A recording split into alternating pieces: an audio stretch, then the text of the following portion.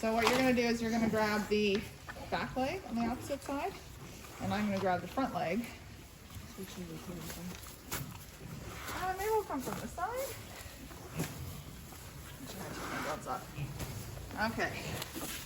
He knows what's going on now.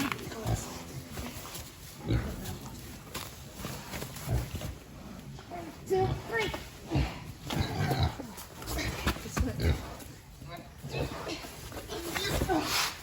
Okay. You're all right, buddy. So you can bring me my clippers. Once he's upright, he might flail around a bit. The important part is to keep him upright. And then you can kind of see his toes from underneath. You can see where his little fleshy toe parts are. And you obviously don't want to cut that. You're just gonna, good boy, Magnus. So for the most part, I mean, it's not foolproof, but once they're up on their back, they kind of realize that they can't go anywhere. If you look from this side, you can see where the tissue is that you don't want to cut into, but you can see where also the clearish part is that's okay to cut.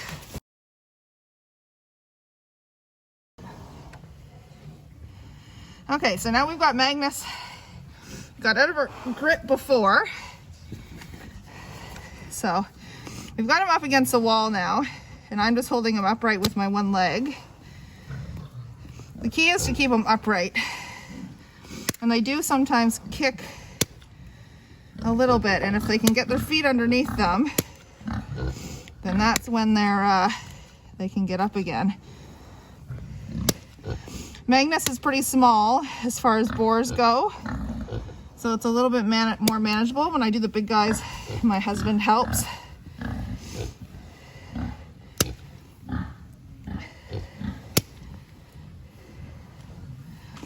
You just follow the curve of the toe. These are actually, they're called foot rot shears, but they're a super sharp shear for, or foot shear for goats and sheep in particular.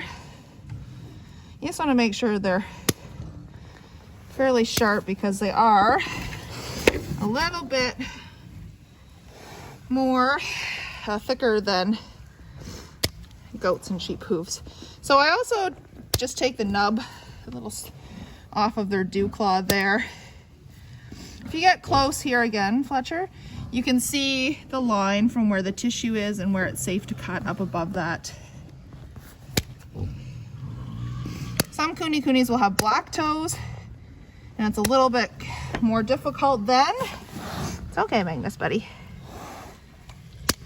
But that just comes with a bit of knowledge and practice as to where you can cut.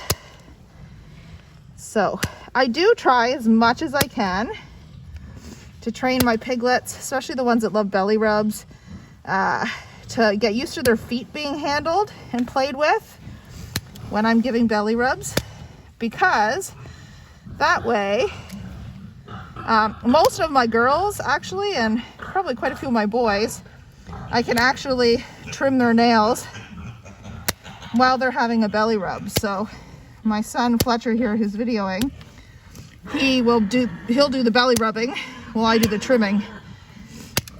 And even if I can only do a couple toes at a time, it gets done. Good boy, Magnus. You're such a good boy. You've been our model for our demonstrator for tusk trimming and now hoof trimming because you're such a good boy.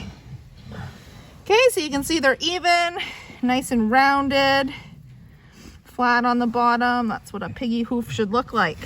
It's okay, buddy. I'm going to move on to the last foot here. Good boy. If you can manage this, it is a lot safer to go through the process. It's a little bit of manhandling to get them up like this, but it is a lot safer to do it this way without having to sedate My vet recently told me when we were doing a hernia repair surgery on a piglet that pigs are notorious for having tracheal spasms when they're under sedation and anesthetic, and they just stop breathing. So it's fairly common for that to happen. We're gonna let him up now, so I will just step out of the way and let him roll up. Good boy. There's a good boy. Yeah.